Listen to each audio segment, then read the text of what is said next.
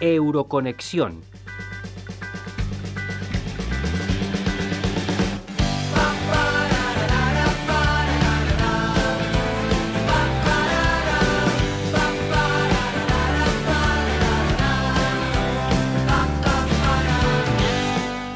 Con motivo de la celebración esta semana, el sábado 9 de mayo, del Día de Europa, saludamos en Radio UMH a la diputada del Grupo de la Izquierda Unitaria Europea, Izquierda Verde Nórdica en el Parlamento Europeo, Asira Rego. Ella también es miembro de la Comisión de Industria, Investigación y Energía. Hoy en Radio UMH vamos a realizar una valoración de cómo Europa ha hecho frente a la crisis del COVID-19 y sobre todo trataremos algunos aspectos que nos incumben más en el ámbito universitario y de la investigación. Reciban un saludo de Sonia Martínez y le damos ya la bienvenida y las gracias sobre todo a los micrófonos de Radio UMH a la eurodiputada Asira Rego. Sira, muchísimas gracias por atendernos en la radio de la Universidad Miguel Hernández. Muchísimas gracias a vosotros y a vosotras por darme la oportunidad de compartir este ratito. Muchas gracias. Europa se ha visto inmersa en una tremenda crisis sanitaria con consecuencias en la economía y en muchísimos más aspectos que necesitan de muchísimas soluciones. ¿Qué valoración hace de cómo las instituciones europeas han afrontado esta situación?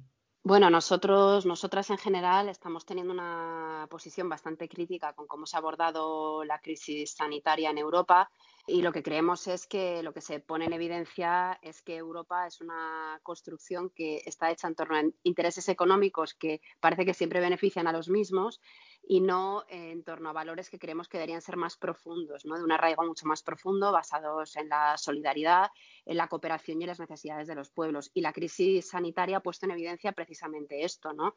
Hemos visto una incapacidad manifiesta, yo creo que todo el mundo ya lo verbaliza de una manera natural, ¿no? La falta de capacidad y de respuesta que ha tenido la Unión Europea en primera instancia para abordar la crisis sanitaria de una manera coordinada, cooperativa y solidaria, que era, yo creo, lo que hubiese sido necesario desde el primer momento. Incluso estamos viendo cómo está costando muchísimo tomar medidas de carácter económico que además son absolutamente urgentes porque vamos a una recesión económica fuerte según todos los indicadores y estamos viendo una cierta incapacidad para alcanzar acuerdos, para impulsar medidas económicas, teniendo en cuenta que hay muchísimos recursos en Europa y que se trataría simplemente de ponerse de acuerdo, tomar decisiones y empezar a gestionar y repartir estos recursos, ¿no? Para que nadie en Europa se quede atrás, que yo creo que en definitiva es un poco la vocación que tenemos muchísimas personas, ¿no? Tanto las que trabajamos en las instituciones europeas como las personas que lógicamente habitan nuestros territorios y nuestros países. Y más además conociendo las peculiaridades de la Europa más del norte con la del sur, quizás en el sur también hay que fomentar pues más otro tipo de economías, hay sectores muy importantes como es el turismo que están dejando a tantas personas sin trabajo y quizás Europa tendría que ponerse a trabajar en los aspectos ya no de forma generalizada, sino matizando más en cada país y región concreta. Claro, nosotros precisamente somos críticos con el modelo de integración europea porque creemos que es un modelo injusto, es decir, no es un modelo de integración en el que haya las mismas oportunidades en términos económicos para todos los países. Es decir, hay países centrales con economías muy fuertes que han generado unas reglas del juego, como por ejemplo Holanda y Alemania, en las que para entrar dentro de la Unión Europea pues hemos tenido que asumir, por ejemplo, que países como España tengamos que vernos sometidos a procesos de desindustrialización, es decir, de perder unos sectores económicos que son clave porque generan un tipo de riqueza, un tipo de puestos de trabajo de valor añadido, porque permiten que nuestra economía sea mucho más fuerte. En fin, unas reglas del juego que, como os decía, nos han perjudicado notablemente, ¿no?, a España. Entonces, pues desde Unidas Podemos, desde Izquierda Unida, pues somos muy críticas con este modelo de integración porque creemos que se podría haber configurado un modelo de integración europea completamente diferente en el que las economías estuvieran pensadas desde otro enfoque y sobre todo tuvieran un peso específico también grande. Es decir, ¿qué planteamos nosotras? Pues que necesitamos reindustrializar nuestro país. Nosotras no podemos volver a estar sometidas a un estrés como el de una pandemia, por ejemplo, sin capacidad de producir, por ejemplo, material sanitario. O creemos que tenemos una oportunidad para reindustrializar el país sobre una base de una industria verde y social, con una buena base, hablábamos antes de investigación, que tenga un fuerte pilar en cuestiones que tienen que ver con investigación, desarrollo e innovación. Esto es fundamental, ¿no? Hay posibilidades, hay muchas posibilidades de hacer cosas muy diferentes para que nos vaya bien a todo el mundo, ¿eh? Ahora hablaremos también de investigación por todo lo que acontece y siendo una radio universitaria, pero además de los aspectos sanitarios que también vamos a tratar, el coronavirus ha afectado, como estamos comentando, de manera drástica la economía de todo el continente y qué medidas proponen y se están tomando en Europa ustedes desde su grupo, entre otras medidas, y junto a eurodiputadas y eurodiputados de Unidas Podemos enviaron una carta hace unos días al presidente del Consejo, a Charles Michel, para la aprobación de los conocidos como coronabonos.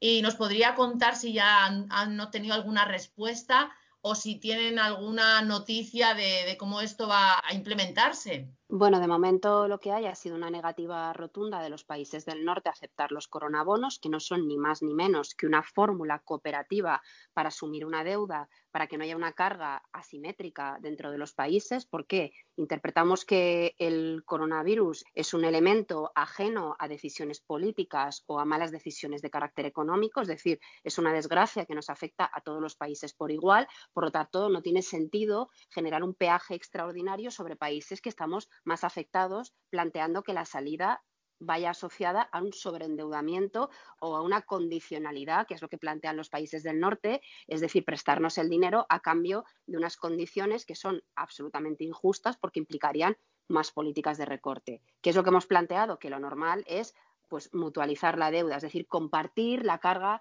de esta deuda a través de los coronabonos, ¿no? Creemos que podría ser una solución. Evidentemente, esto ha generado tensiones. Los países del norte no lo aceptan y ahí tenemos las declaraciones poco afortunadas de los holandeses o la posición intransigente de Alemania. Se están buscando otras fórmulas de financiación. Y claro, no alcanzan acuerdos. El día 8 se reúne el Eurogrupo de nuevo y parece que tampoco van a avanzar ninguna propuesta, sobre todo para un plan de reconstrucción de Europa, que yo creo que es lo que necesitamos en este momento. Mucha audacia y mucho poner a disposición de los pueblos de Europa, de los países de Europa, la economía, los recursos que hay para que podamos salir de esto. Claro, no debemos olvidarnos de una cosa, y es que nosotros tenemos un instrumento que es el Banco Central Europeo, que podría perfectamente, cambiando sus reglas del juego, financiar a los países, igual que ha financiado a la banca privada durante todo este tiempo, generando billones de euros a lo largo de los últimos años e inyectándolos directamente en el sistema financiero. ¿Nosotros qué reclamamos? Claro, lo ideal sería cambiar las reglas del juego del BCE, cambiar los estatutos del BCE y generar un patrón que permitiera financiar directamente a los estados, de tal manera que podamos abordar pues, el refuerzo de los servicios públicos, la creación de empleo, la reindustrialización de nuestros países y, sobre todo, tener unas condiciones más o menos de igualdad a otros países. Es decir, pedimos que se haga lo mismo, por ejemplo, que se está haciendo en Estados Unidos o que hace la Reserva Federal o que, por ejemplo, está haciendo el Banco de Inglaterra en el Reino Unido. Es decir, no estamos pidiendo tampoco una cosa muy revolucionaria, ¿no? O muy radical. Lo que sí que creemos es que hay instrumentos y esos instrumentos se pueden poner a disposición de los pueblos de Europa.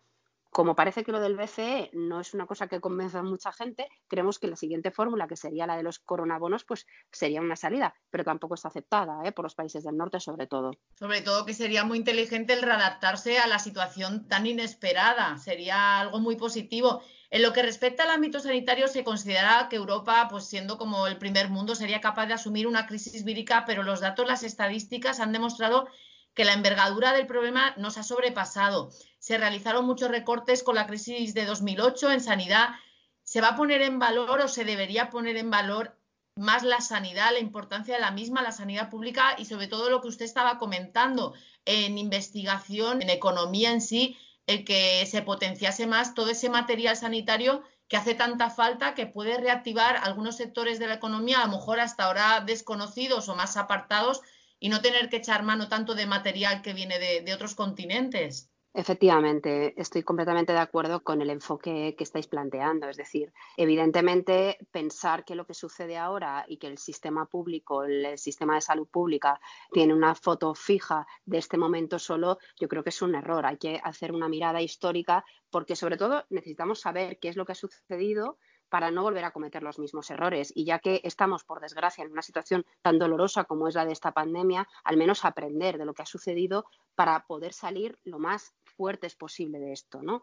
Es decir, lo que hemos visto es que las políticas hasta ahora de recortes y de austeridad de la Unión Europea han causado un perjuicio tremendo sobre los estados sociales europeos y particularmente sobre los servicios públicos, ¿no? Y la sanidad pública, pues, por ejemplo, en nuestro país se ha visto gravemente afectada. Esto no es una cosa que suceda ahora, no es una situación que tengamos en este momento puntual, sino que es una situación que se compone a lo largo de muchas decisiones tomadas a lo largo de los últimos años, ¿no? Es decir, son gente en los gobiernos pensando y actuando y generando una serie de recortes que nos traen a la situación que tenemos hoy en día, ¿no? Entonces, yo creo que no es sensato pensar que ahora mismo podamos volver a reproducir los mismos esquemas. No podemos volver a afrontar, por ejemplo, esta crisis económica como se afrontó la crisis de 2008, porque la crisis de 2008 estamos viendo que la aplicación de las políticas de recorte lo que nos han traído es a que no tengamos una sanidad pública lo suficientemente fuerte, con músculo, para salir adelante en esta crisis. Por lo tanto, yo creo que hay que cambiar el paradigma y tenemos que exigir que en Europa los recursos se pongan a disposición de lo que hace falta. ¿Qué hace falta? Servicios públicos, porque son lo que garantizan que todo el mundo tiene igualdad de acceso a derechos que son universales, ¿no? La sanidad, la educación, la dependencia, políticas que generen empleos de calidad, porque creo que todo el mundo tenemos derecho a tener un trabajo y a poder vivir de nuestro sueldo y a diseñar nuestra vida y nuestro futuro, ¿no? Es una cuestión absolutamente natural, ¿no? De sentido común. Reorientar las políticas europeas para que a la gente le vaya bien y para que le vaya bien a la economía real, ¿no? A la del día a día, la que tiene que ver con nosotros y con nosotras en nuestro día a día. Desgraciadamente, esos recortes en la crisis de 2008 no llegaron solo a la sanidad, también se recortó mucho en investigación en ciencia. Ahora mismo se ha demostrado que las universidades se han volcado en aportar su conocimiento, investigación, ciencia e innovación, ideas para paliar la crisis, hasta en métodos matemáticos que hay. En nuestra universidad tenemos la suerte de contar con uno que, bueno, clava hasta, desgraciadamente, los fallecidos en el día a día. Como miembro de la Comisión de Industria, Investigación y Energía en el Parlamento Europeo, van a apostar para que Europa invierta en este importantísimo ámbito y dar prestigio, más todavía del que ya tiene, este sector de la investigación y de las universidades, que hay que reforzarlo y ponerlos en valor. Por supuesto, nosotros desde luego nos parece un elemento absolutamente clave y estratégico la investigación, la ciencia, la innovación, y además creemos que tiene que haber un sector público muy fuerte y muy vinculado a la universidad. Quiero decir, yo creo que ahí hay un pozo de conocimiento valiosísimo. Yo creo que tenemos que sentirnos muy orgullosos y muy orgullosas del cuerpo científico que tiene nuestro país, en muchísimas ocasiones muy castigado y muy olvidado. Yo creo que es muy importante. Yo he tenido la oportunidad alguna vez con algún compañero o compañera de mi organización de tener un poco de conocimiento, alguna reunión con la gente trabajadora del sector de la ciencia y de la investigación, y he de decir que es impresionante el trabajo que se hace. Yo creo que tenemos un saber acumulado brutal y yo creo que no hay más que ver efectivamente cómo incluso en situaciones excepcionales como esta, pues vemos proyectos en muchísimas universidades, en muchísimos centros de investigación, incluso con toda la precariedad y todos los recortes que les han afectado, haciendo unas propuestas que son, a mi juicio, sorprendentes en muchos casos, con muchísima dificultad. Por lo tanto, yo creo que es fundamental que haya implicación de las instituciones europeas y que haya canales que apuesten firmemente por la financiación y por el desarrollo de una estrategia completa de todos los marcos de investigación y de ciencia. En esos recortes de 2008 también las universidades se reinventaron de alguna manera, surgieron cada vez más las startups, los parques científicos. ¿Es usted también de la opinión que este tipo de concepto de empresa, de economía, de investigación, de innovación es útil y se tiene que apostar también por él en la sociedad? Bueno, nosotros creemos que toda la alianza del conocimiento siempre es interesante porque todo lo que sea generar espacios de intercambio, pues evidentemente refuerza cualquier proceso de investigación o de generación de saber, ¿no? Nosotros es verdad que también apostamos muchísimo por el refuerzo y por lo público. Apostamos por lo público primero porque creemos que es la manera más justa y evidentemente que garantiza más el desarrollo de todos los procesos en general y que permite una accesibilidad más universal al saber, a los derechos, etcétera, etcétera. Y luego porque creemos que da muchísimas garantías, ¿no? Es decir, el que haya un sector público asociado, por ejemplo, al conocimiento, pues nos parece fundamental. Y, por supuesto, todo lo que sea mestizaje, juntarse distintas ramas del saber, apostar por nuevos procesos de construcción de los procesos de investigación y de ciencia, pues también nos parece muy, muy interesante, desde luego. Además, en las universidades se fomentó muchísimo el que se conoce un poco como el proyecto estrella de lo que ha unido más a Europa, los Erasmus, que tanto tiene que ver con el haber conocido culturas, gastronomía, aprendizaje de idiomas. Se han hecho parejas y matrimonios, ya han nacido hijos de todos esos Erasmus que han conocido otros lugares de Europa gracias a las universidades. va a ser complicado, pues además de que a ellos se les ha truncado un poco la vida estudiantil, a los que estaban fuera han tenido que recurrir a embajadas, a poder volver a retornar a sus países. ¿Tardaremos en poder volver a ver a los Erasmus en las mismas condiciones que hasta ahora hemos podido disfrutar? Porque además de los estudiantes, también el personal de administración y servicios y el personal docente investigador ha tenido excelentes experiencias con los Erasmus. Bueno, yo creo que tardaremos todavía un poquito porque es verdad que ante la situación que tenemos, pues lo prioritario es garantizar la salud pública y que los procesos de desescalada a nivel global se hagan de la manera más sensata posible para no dar un paso en falso. Por lo tanto, yo creo que todavía tardaremos un tiempito en tener de nuevo activadas todos los espacios de intercambio como los conocíamos hasta ahora. Pero bueno, yo creo que llegará el momento. Y bueno, en cualquier caso, lo que tenemos es la buena noticia de que en el presupuesto plurianual de la Unión Europea, pues lo que está planteando es un incremento de las partidas presupuestarias. Por lo tanto, yo creo que es un elemento.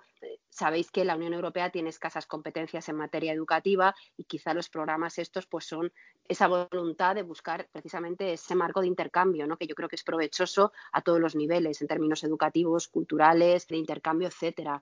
Y ahí, bueno, pues hay una apuesta sostenida en el tiempo que yo estoy convencida de que se va a reeditar. Hay que tener un poco de paciencia, hay que esperar un poquito a que la desescalada se dé a nivel global. Yo creo que tardaremos todavía unos meses, pero no me cabe la menor duda de que volveremos a recuperar el pulso y el espacio de intercambio, seguro. Al principio de la conversación usted ha sido crítica con cómo ha afrontado la crisis Europa.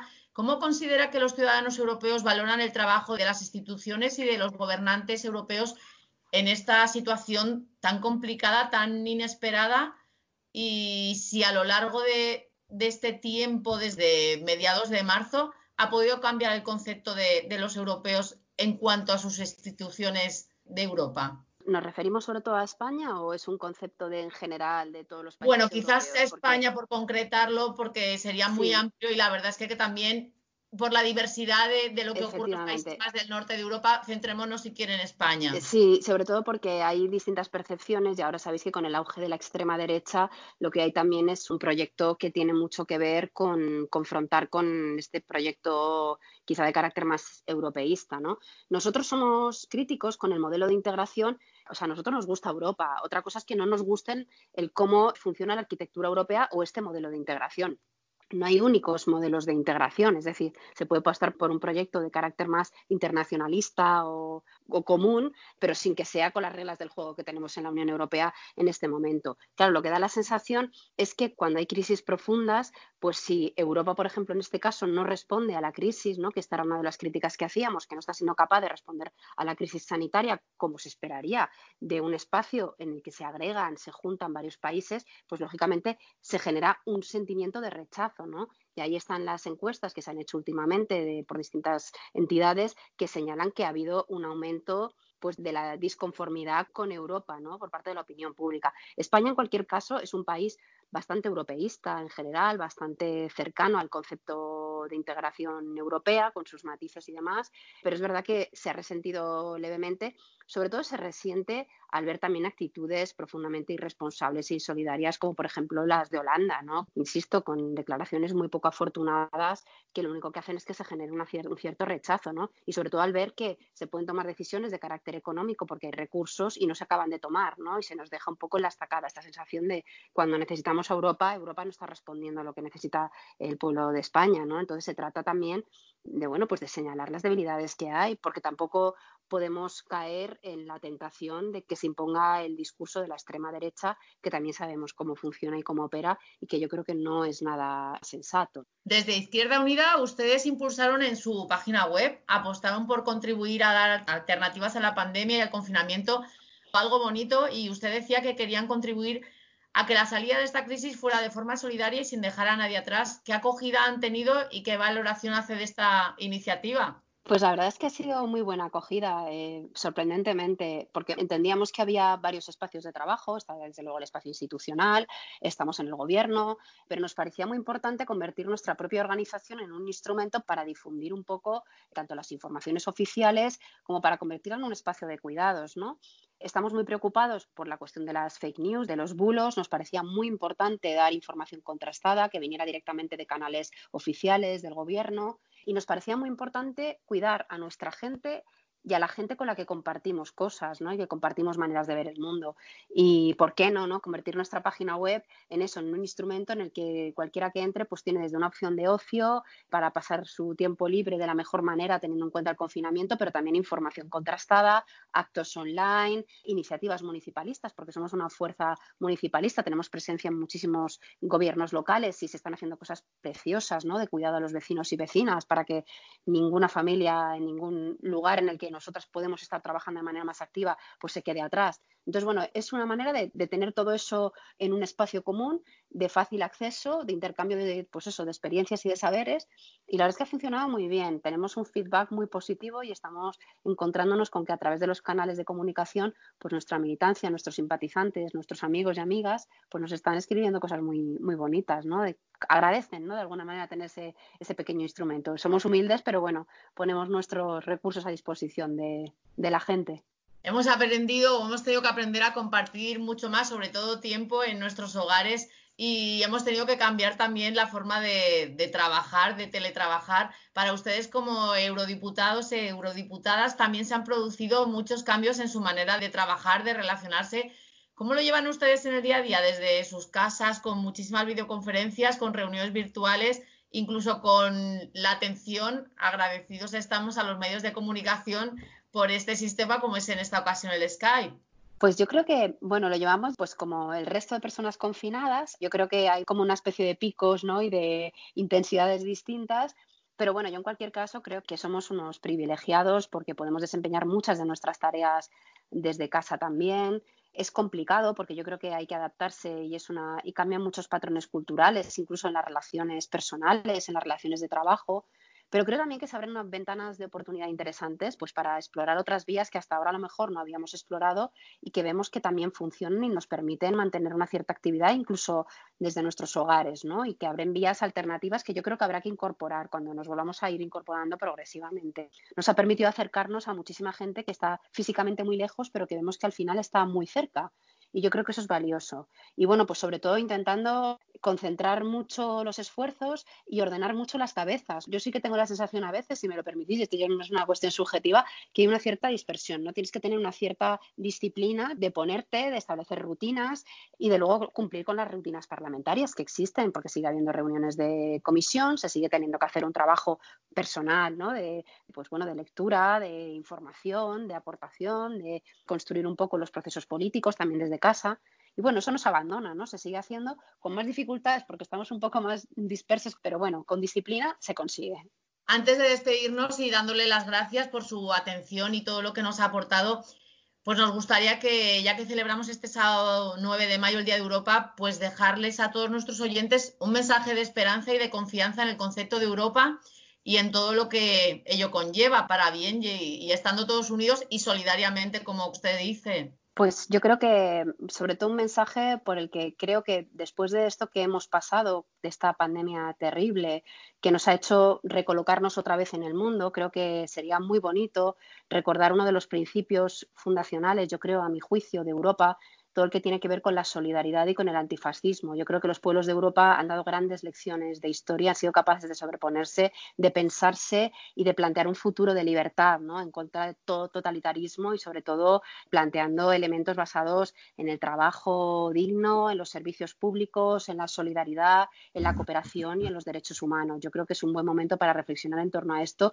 y sobre todo marcarnos como ejes de futuro este tipo de elementos, ¿no? Los derechos, las libertades y el antifascismo, que necesitamos mucho en estos tiempos. Pues con ese mensaje de esperanza nos quedamos. Muchísimas gracias a la diputada en el Parlamento Europeo, Sira Rego, diputada del grupo de la Izquierda Unitaria Europea, Izquierda Verde Nórdica del Parlamento Europeo, y ella también es miembro de la Comisión de Industria, Investigación y Energía, por haber estado con nosotros en Radio UMH. Feliz Día de Europa para usted y para todos los ciudadanos europeos. Muchísimas gracias por contar conmigo. Muchas gracias. Ha sido un placer.